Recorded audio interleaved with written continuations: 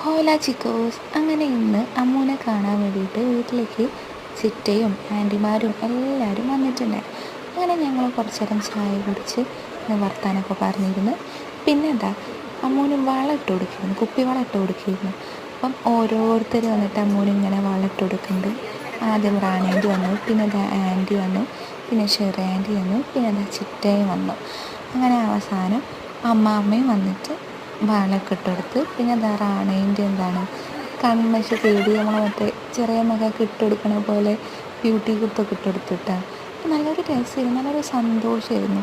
പിന്നെ നമ്മുടെ മെയിൻ താരം നല്ല ബിരിയാണി, നല്ല ദം ബിരിയാണി, അതൊക്കെ ഇങ്ങനെ മിക്സ് ചെയ്ത് പറയുമ്പോൾ തന്നെ എനിക്ക് വായിൽ നിന്ന് വെള്ളം വരുന്നുണ്ട്. അങ്ങനെ അതൊക്കെ മിക്സ് ചെയ്ത് പ്ലേറ്റിലൊക്കെ ആക്കി എല്ലാവരും ഫുഡൊക്കെ കഴിക്കാം കേട്ടോ.